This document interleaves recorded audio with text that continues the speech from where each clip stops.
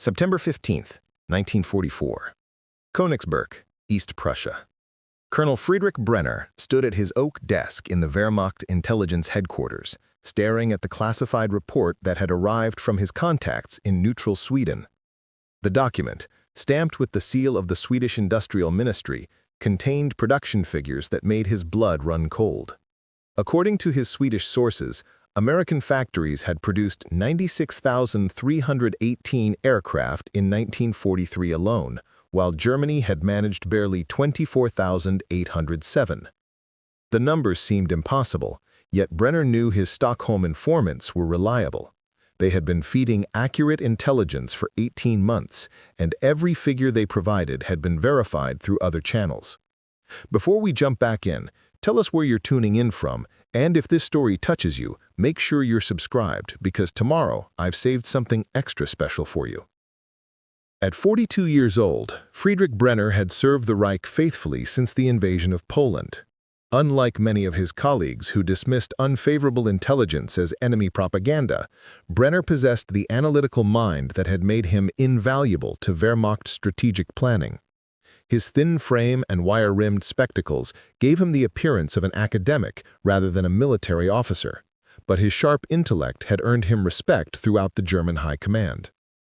Born in Munich to a family of engineers, Brenner understood industrial capacity in ways that escaped many career soldiers who thought of warfare in terms of tactics rather than production lines. The Swedish report represented just the latest in a series of intelligence assessments that painted an increasingly grim picture of Germany's strategic position.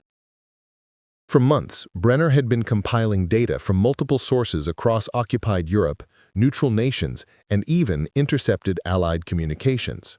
What emerged was a portrait of American industrial might that defied German preconceptions about their transatlantic enemy.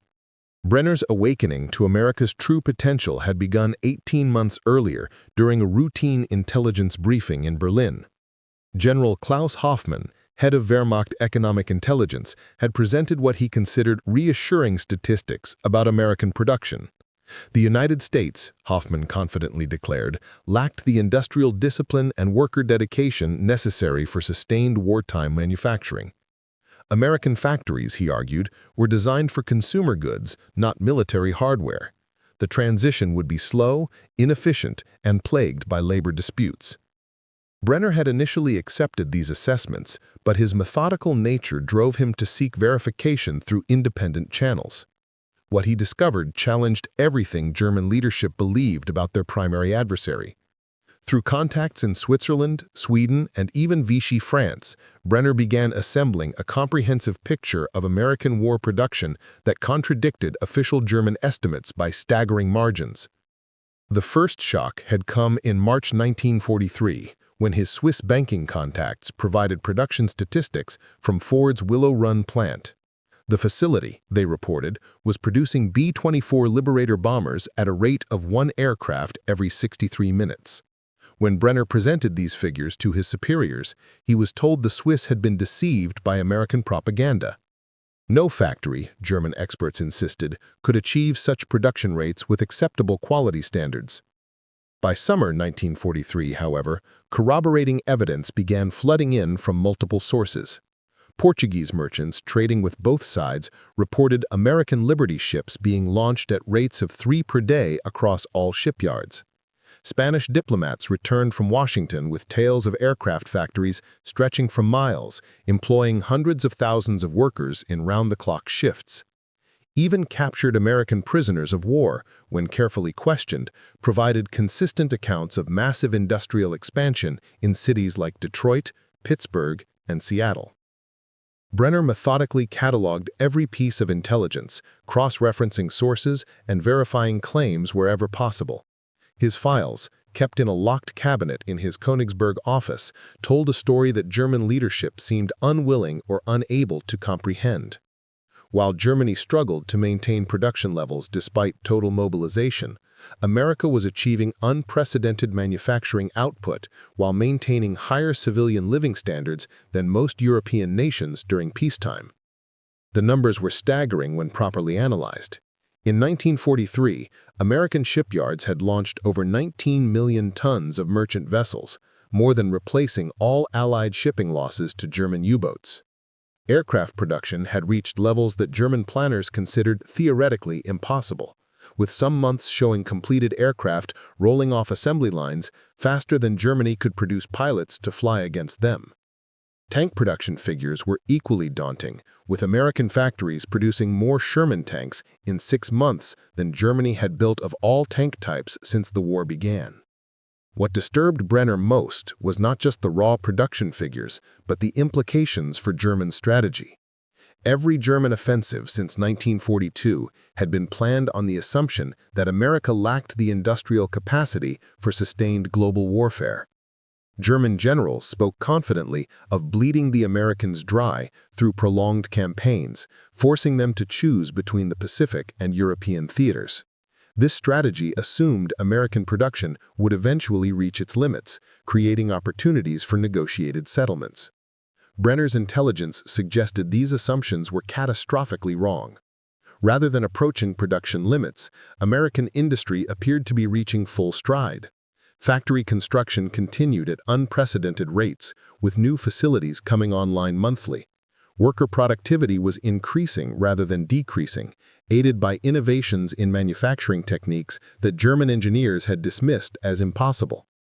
The Americans were not only meeting current production targets, but building capacity for even greater output. The strategic implications kept Brenner awake at night in his sparse quarters at the Wehrmacht compound. If his intelligence was accurate, Germany was not fighting a war of attrition against an industrial peer, but a race against an industrial colossus that grew stronger with each passing month. Every German victory, no matter how tactically brilliant, was being offset by American production increases that dwarfed German manufacturing capacity. Preparing and narrating this story took us a lot of time, so if you are enjoying it, subscribe to our channel. It means a lot to us.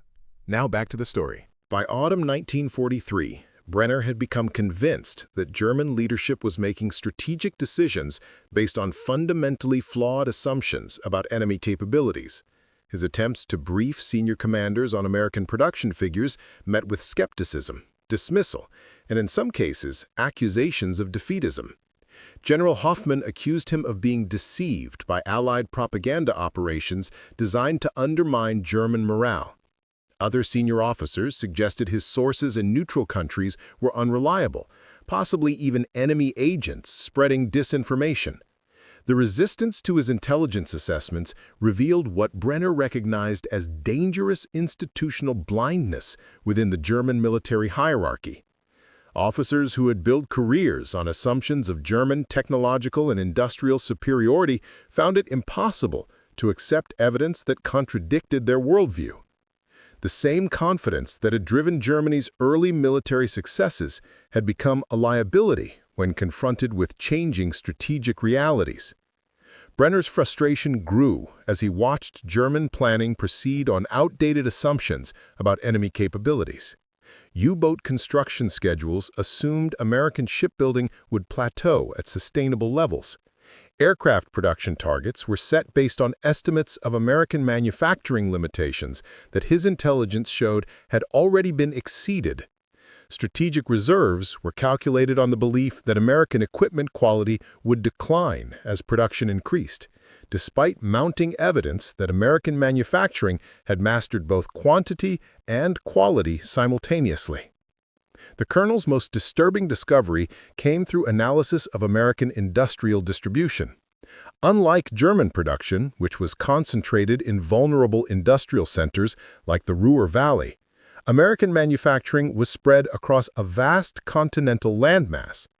Even if Germany achieved its wildest strategic dreams and somehow struck American production centers, the distributed nature of American industry made decisive impact virtually impossible. Destroying one aircraft factory would have minimal effect when dozens of others continued production across thousands of miles. Transportation networks presented another sobering reality. German intelligence had long planned on disrupting American production through attacks on supply lines. But Brenner's research revealed an infrastructure that defied conventional strategic thinking. American rail networks included multiple redundant routes connecting industrial centers. Rivers and canals provided alternative transportation methods. The highway system, while still developing, already surpassed European standards for moving goods and materials.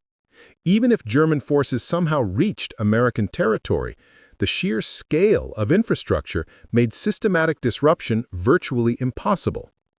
By December 1943, Brenner had concluded that German strategy required fundamental revision based on realistic assessments of enemy capabilities. His proposal, submitted through official channels, recommended shifting from offensive operations designed to defeat American forces to defensive strategies aimed at making victory too costly to pursue. Rather than attempting to match American production, Germany should focus on making each American advance prohibitively expensive in casualties and resources. The response to Brenner's strategic assessment was swift and decisive. He was told his recommendations demonstrated insufficient faith in German technical superiority and fighting spirit. His intelligence sources were questioned, his analysis methods criticized, and his loyalty subtly challenged. The message was clear. Questioning fundamental assumptions about enemy capabilities was tantamount to defeatism, regardless of evidence supporting such questions. Isolated within his own command structure, Brenner continued his intelligence gathering with growing desperation.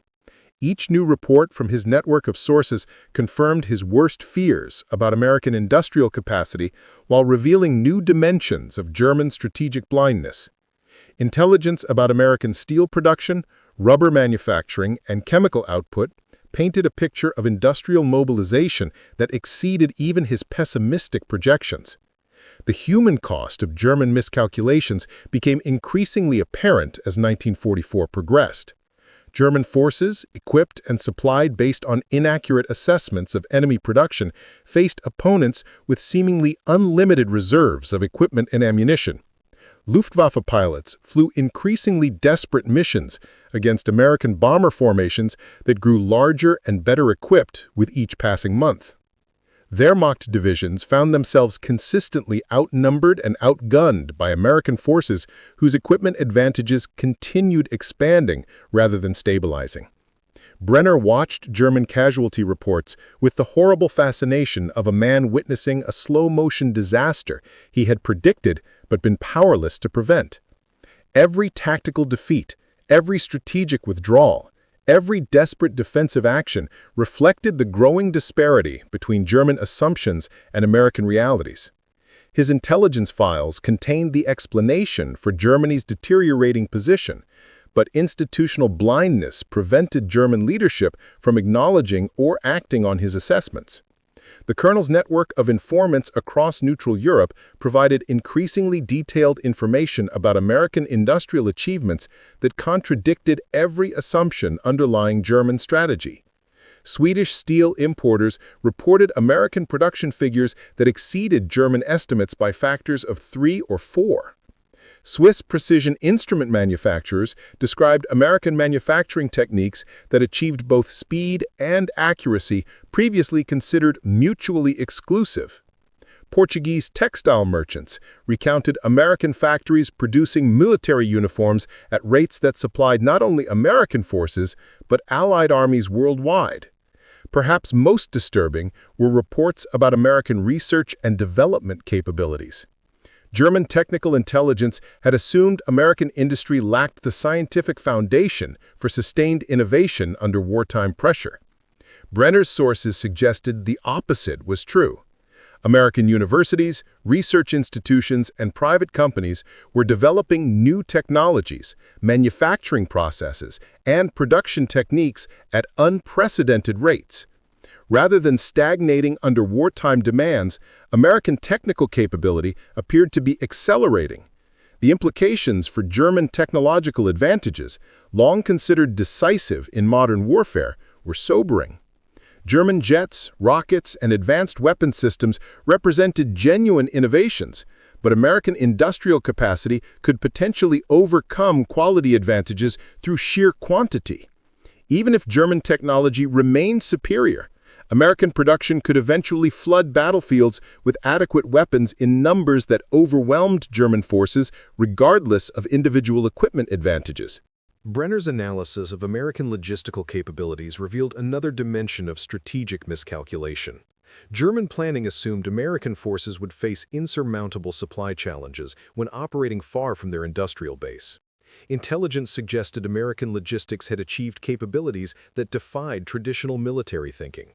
Liberty ships were delivering supplies to global theaters faster than German forces could intercept them. American transport aircraft were moving personnel and equipment across vast distances with efficiency that German logistics officers considered impossible.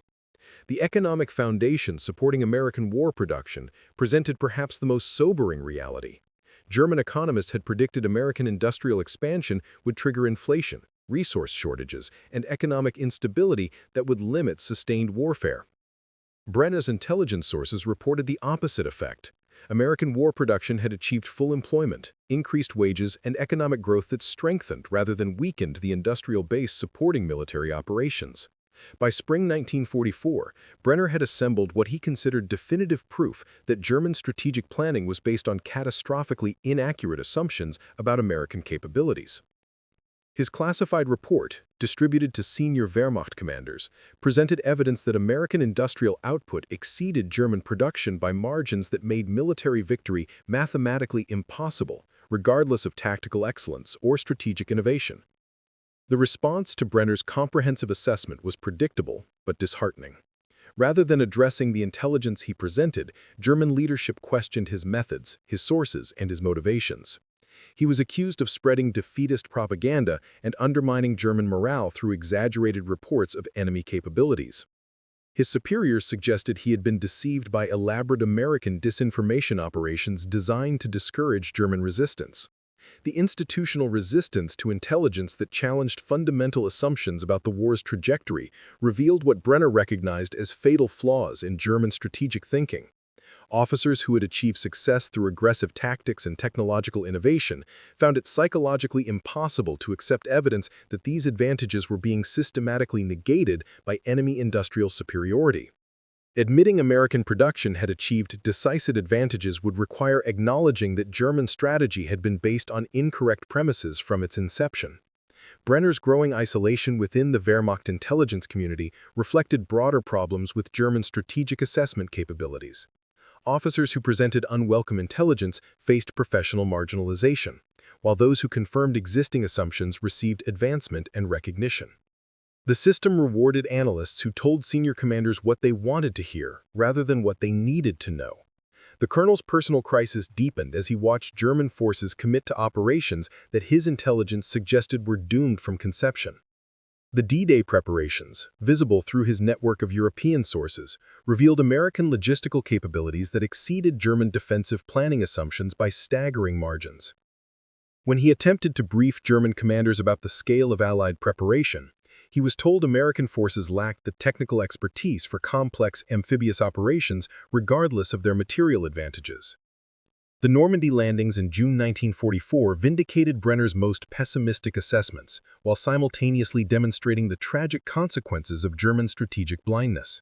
American forces didn't merely achieve tactical surprise, they demonstrated industrial and logistical capabilities that German defenders had been told were impossible.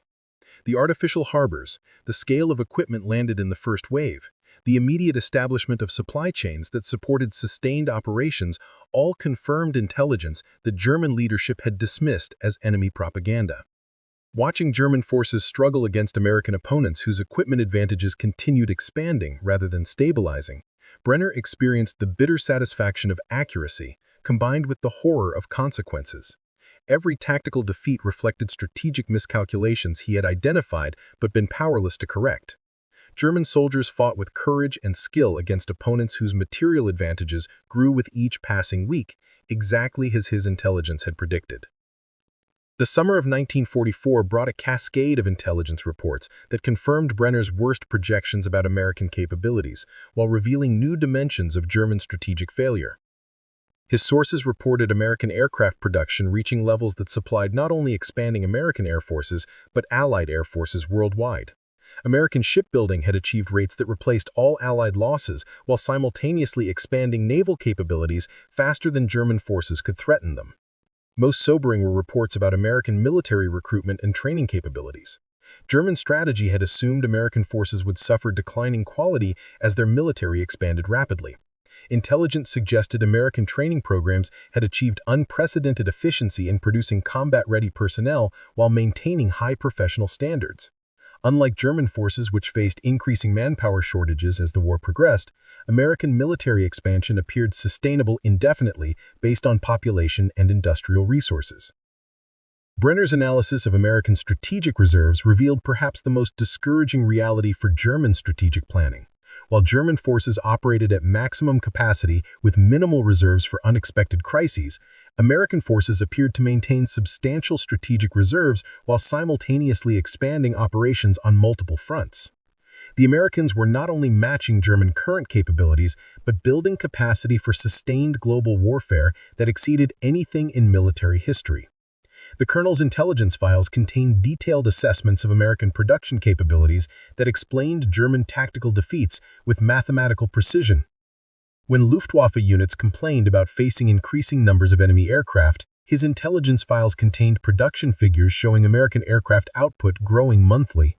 When Wehrmacht commanders reported enemy forces with seemingly unlimited ammunition supplies, his intelligence explained American ordnance production rates that exceeded German consumption of all types.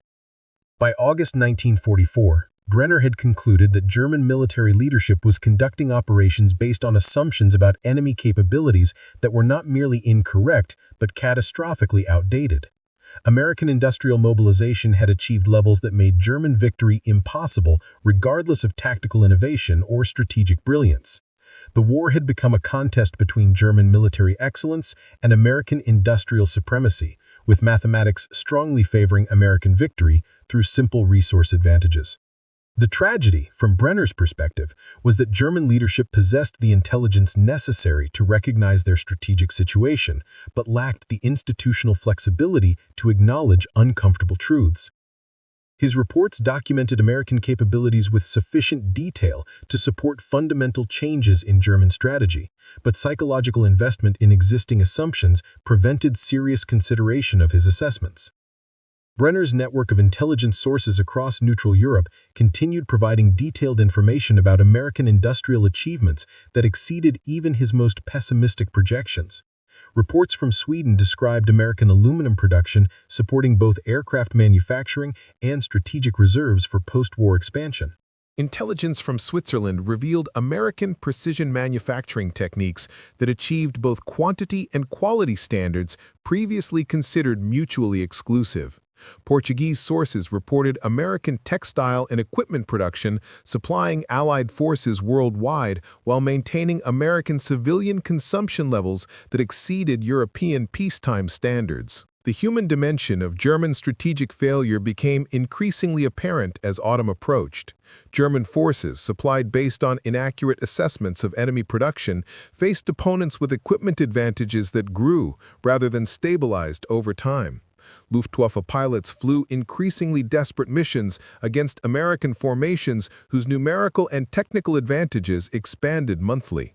Wehrmacht divisions found themselves consistently outgunned by American forces whose logistical support seemed unlimited compared to German supply constraints. Colonel Brenner's isolation within his own command structure reflected broader institutional problems that prevented German leadership from recognizing changed strategic realities. Officers who built careers on assumptions of German superiority found it psychologically impossible to accept evidence that technological and tactical advantages were being systematically negated by enemy industrial capacity. The same confidence that had driven German military successes in the war's early phases had become a liability when confronted with adversaries whose capabilities exceeded traditional military planning assumptions. The intelligence that should have prompted strategic reevaluation instead triggered defensive reactions that protected existing assumptions while ignoring mounting evidence of their inadequacy. German leadership was not merely uninformed about American capabilities, they were psychologically incapable of accepting information that challenged their worldview, regardless of evidence supporting uncomfortable conclusions. As evening shadows lengthened across his office, Friedrich Brenner prepared another intelligence report documenting American industrial achievements that would likely be dismissed or ignored like all his previous assessments. The mathematics of industrial warfare had determined the conflict's outcome, but German leadership remained committed to strategic assumptions that made acknowledgement of defeat impossible until battlefield realities forced recognition of truths that intelligence had revealed months earlier. January 12, 1945. The Eastern Front. General Hans Kellner crouched in the freezing bunker outside Warsaw, staring at intelligence reports that his aide had brought from Berlin. At 51, Kellner commanded the remnants of the 4th Panzer Division, watching his forces dwindle against Soviet offensives supported by American Lend-Lease equipment. The document spread across his makeshift desk told a story that no German officer wanted to acknowledge but could no longer ignore. The numbers were impossible to dispute. American factories had delivered 427,254 trucks to Soviet forces by December 1944. Over 13,000 aircraft had reached Soviet airfields through Arctic convoys and Middle Eastern routes. American steel, aluminum, and industrial machinery were transforming Soviet military capabilities at rates that German intelligence had declared impossible just 18 months earlier. Kellner understood what these figures meant for German forces facing dual pressure from East and West. Unlike many of his colleagues, who still spoke of miracle weapons and strategic breakthroughs, Kellner had accepted mathematical reality. American industrial output had reached levels that made German resistance unsustainable, regardless of tactical excellence or fighting spirit. His division faced Soviet forces equipped with American radios, fed by American rations, and transported in American vehicles. The Eastern Front had become a demonstration of American logistics supporting Soviet manpower against German forces whose supply lines grew weaker with each passing week. The general's awakening to strategic reality had begun during the Kursk offensive in summer 1943. German forces had achieved tactical surprise and initial success, but Soviet resistance proved unexpectedly resilient. Captured Soviet equipment revealed American manufacturing stamps, British technical specifications, and industrial capabilities that exceeded German intelligence estimates just 18 months earlier. Kellner understood what these figures meant for German forces facing dual pressure from East and West. Unlike many of his colleagues, who still spoke of miracle weapons and strategic breakthroughs, Kellner had accepted mathematical reality. American industrial output had reached levels that made German resistance unsustainable, regardless of tactical excellence or fighting spirit. His division faced Soviet forces equipped with American radios, fed by American rations, and transported in American vehicles. The Eastern Front had become a demonstration of American logistics supporting Soviet manpower against German forces whose supply lines grew weaker with each passing week. The general's awakening to strategic reality had begun during the Kursk offensive in summer 1943. German forces had achieved tactical surprise and initial success, but Soviet resistance proved unexpectedly resilient. Captured Soviet equipment revealed American manufacturing stamps, British technical specifications, and industrial capabilities that exceeded German intelligence estimates just 18 months earlier. Kellner understood what these figures meant for German forces facing dual pressure from East and West. Unlike many of his colleagues, who still spoke of miracle weapons and strategic breakthroughs, Kellner had accepted mathematical reality. American industrial output had reached levels that made German resistance unsustainable, regardless of tactical excellence or fighting spirit. His division faced Soviet forces equipped with American radios, fed by American rations, and transported in American vehicles.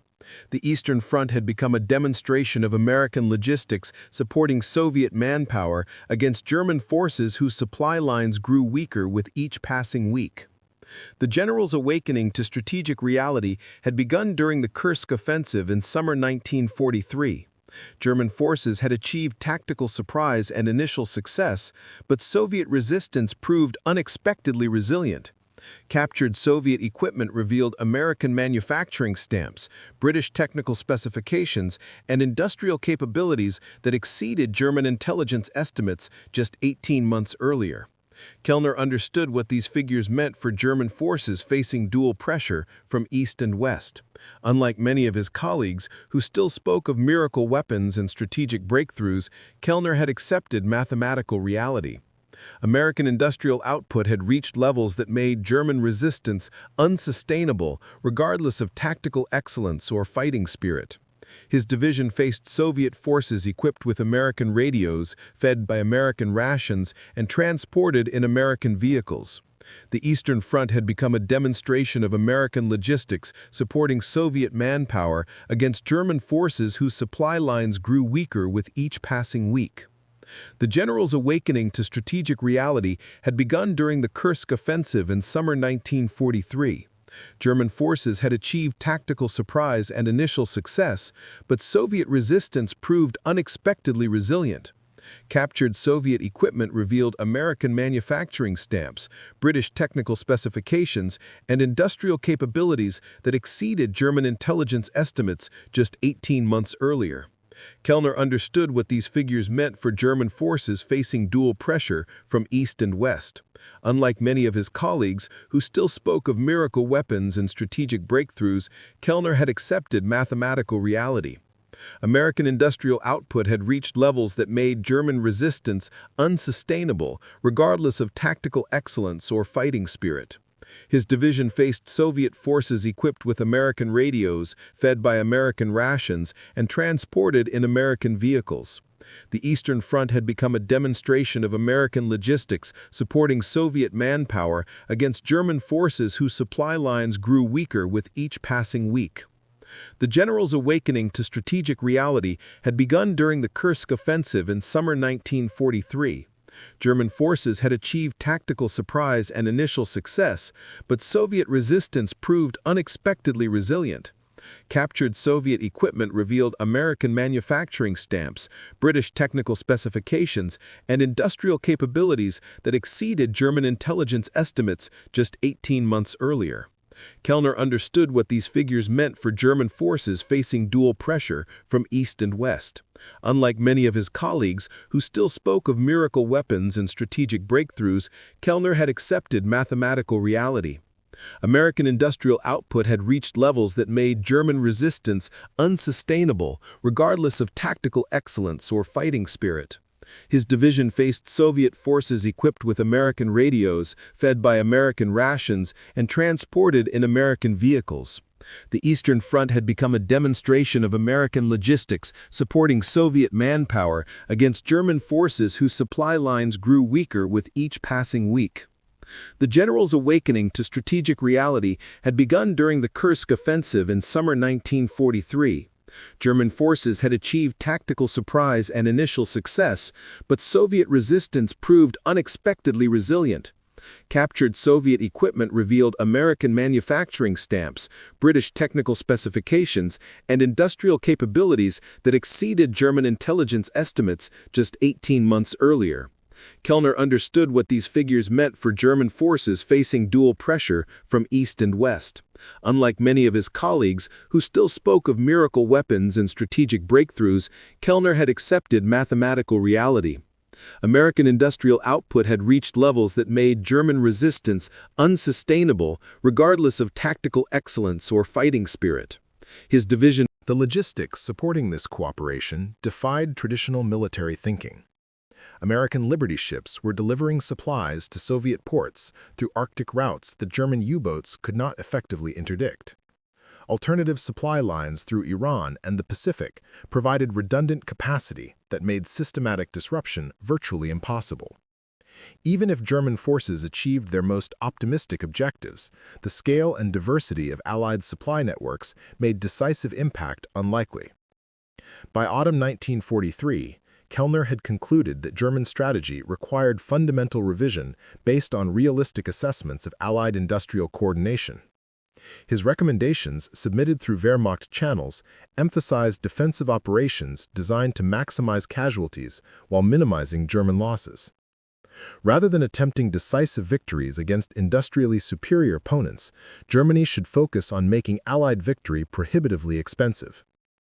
The response to Kellner's strategic assessment revealed institutional blindness that extended throughout German military leadership. Rather than analyzing his recommendations, senior commanders questioned his loyalty and fighting spirit. He was told that German technical superiority and tactical excellence could overcome any material disadvantages. The possibility that mathematics might determine the war's outcome, regardless of military virtuosity, was dismissed as defeatist thinking. Isolated within his own command structure, Kellner continued observing Allied capabilities with growing despair. Soviet forces facing his division displayed equipment advantages that grew rather than stabilize over time. American radios provided communication capabilities that enabled coordination German forces could not match. Lend-Lease vehicles gave Soviet units mobility that German forces, dependent on horse-drawn transport for much of their logistics, found impossible to counter. The human cost of German strategic miscalculations became increasingly apparent as 1944 progressed. German soldiers fought with extraordinary courage against opponents whose material advantages expanded monthly. Panzer crews faced Soviet tanks armed with American guns and protected by armor steel produced in American foundries. Infantry units confronted enemies supplied with American ammunition that seemed unlimited compared to German ordnance shortages. Kellner's experience during the Bagration Offensive in June 1944 provided definitive proof of German strategic failure. Soviet forces achieved breakthrough operations using American trucks for rapid deployment, American communications equipment for coordination, and American logistical support for sustained offensive operations. German defensive positions, planned based on assumptions about Soviet capabilities, proved inadequate against forces equipped with Allied industrial output. The general watched his division retreat across hundreds of miles, harassed by Soviet units whose mobility and firepower reflected American manufacturing capacity rather than traditional Russian military capabilities. Every tactical engagement demonstrated the futility of fighting enemies whose equipment advantages continued expanding while German supply lines weakened. Mathematics had replaced military art as the determining factor in combat outcomes. Intelligence reports reaching Kellner's headquarters throughout autumn 1944 documented Allied industrial achievements that exceeded even pessimistic German projections. American aircraft production had reached levels that supplied expanding air forces on multiple continents while maintaining strategic reserves for future operations. Shipbuilding had achieved rates that replaced all losses while simultaneously expanding naval capabilities faster than German forces could threaten them. Most disturbing were assessments of American military recruitment and training capabilities. German strategy had assumed Allied forces would suffer declining quality as their militaries expanded rapidly. Intelligence suggested Allied training programs had achieved unprecedented efficiency in producing combat-ready personnel while maintaining professional standards. Unlike German forces, which faced increasing manpower shortages, Allied military expansion appeared sustainable indefinitely. Kellner's analysis of captured American equipment revealed industrial capabilities that defied German understanding of manufacturing limitations. American weapons combined mass production techniques with quality standards that German engineers considered mutually exclusive. Standardization had achieved levels that enabled unprecedented production rates while maintaining reliability that exceeded German equipment designed through traditional craft methods. The psychological impact on German forces became unmistakable as winter approached. Soldiers who had entered the war confident in German technological superiority found themselves consistently outgunned by opponents whose material advantages grew with each engagement. Luftwaffe pilots flew increasingly desperate missions against Allied formations whose numerical superiority expanded faster than German training could replace losses. By December 1944, Kellner had assembled comprehensive documentation of Allied capabilities that explained German tactical defeats with mathematical precision. When Wehrmacht units complained about facing overwhelming enemy firepower, his intelligence files contained production statistics showing Allied output growing monthly.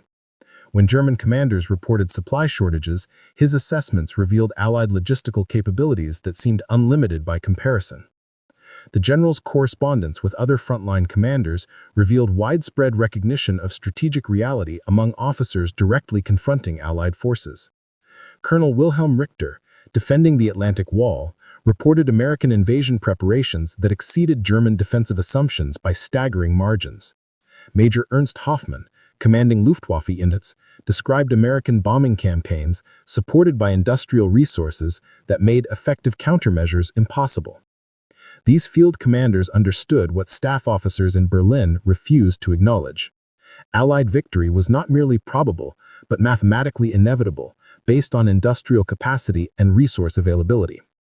German forces could continue fighting with skill and courage, but outcome was predetermined by production statistics that favored the Allies by insurmountable margins.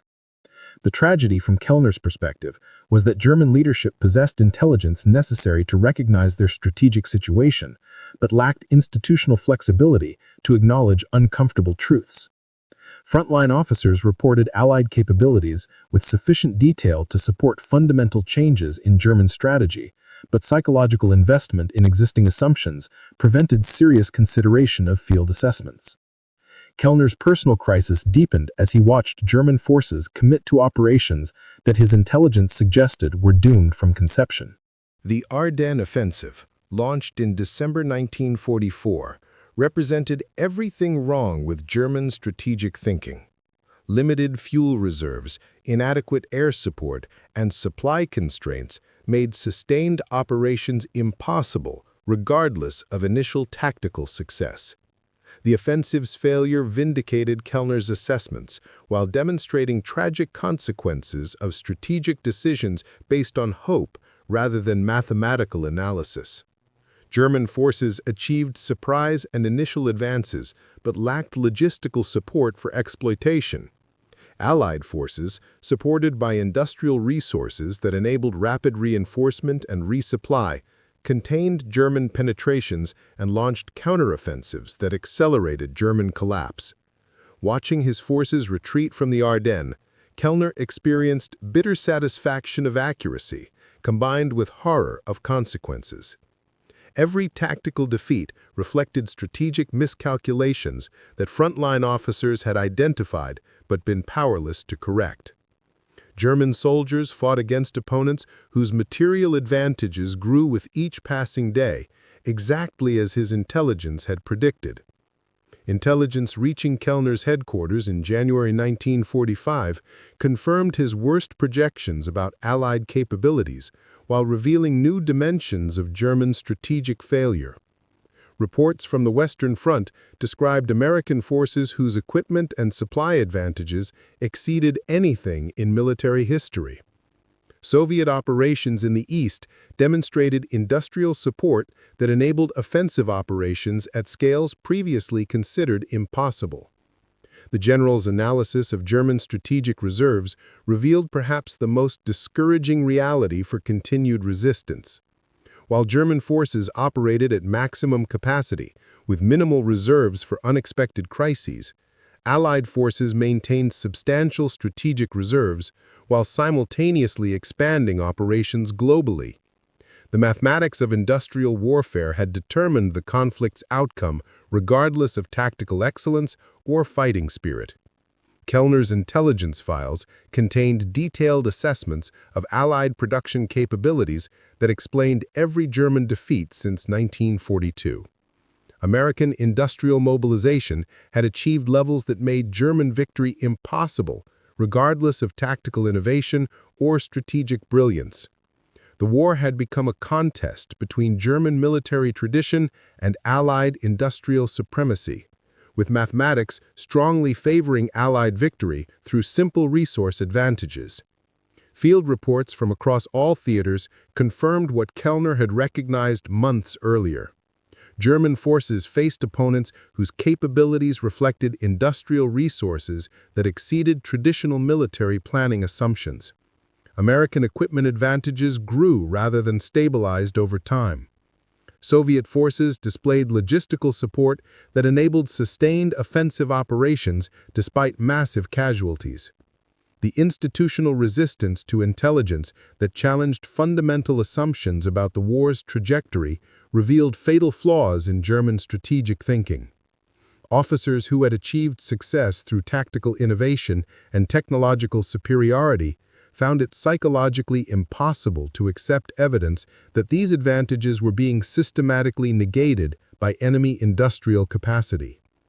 Kellner's growing isolation within the Wehrmacht command structure reflected broader problems with German strategic assessment capabilities. Officers who presented uncomfortable intelligence faced professional marginalization, while those who confirmed existing assumptions received recognition and advancement. The system rewarded analysts who supported predetermined conclusions rather than those who provided accurate assessments of strategic realities. The general's network of contacts among frontline commanders provided increasingly detailed information about Allied capabilities that contradicted every assumption underlying German strategy. Reports from Italy described American logistical achievements that supported offensive operations across difficult terrain with supply lines stretching thousands of miles.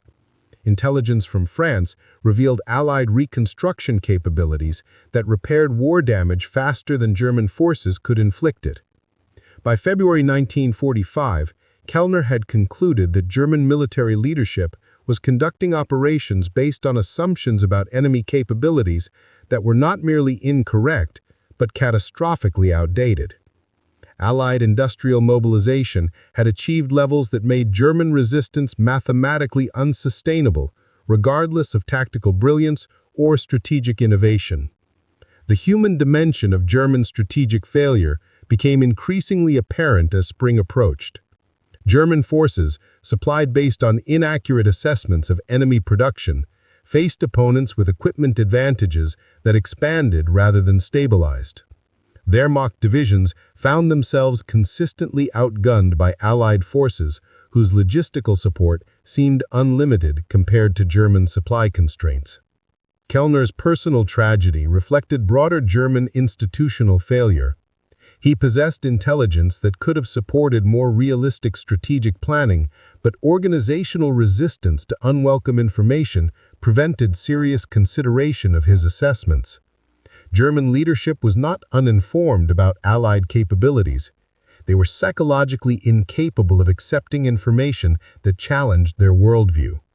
The mathematics of industrial warfare had determined the conflict's outcome, but German leadership remained committed to strategic assumptions that made acknowledgement of defeat impossible until battlefield realities forced recognition of truths that intelligence had revealed months earlier.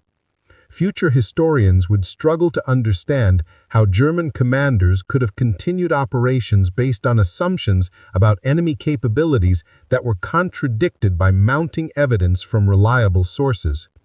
As spring 1945 arrived, General Kellner prepared his final intelligence assessment, documenting Allied industrial achievements that explained German strategic failure with mathematical precision.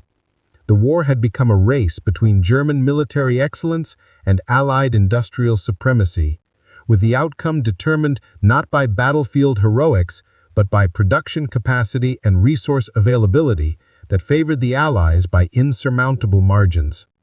Standing in his bunker outside Berlin, Kellner understood that his intelligence files contained the explanation for every German tactical defeat, every strategic withdrawal, and every desperate defensive action since 1942.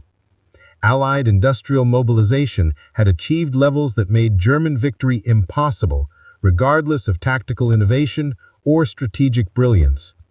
The tragedy was not that Germany lacked intelligence necessary to recognize this reality, but institutional blindness prevented acknowledgement of uncomfortable truths that contradicted fundamental strategic assumptions. The colonel's experience demonstrated how accurate intelligence could be rendered useless by organizational resistance to information that challenged existing worldviews. German forces would continue fighting with courage and skill, but mathematics had already determined the war's outcome. Allied production advantages would continue expanding until German resistance became unsustainable regardless of military tradition or strategic innovation.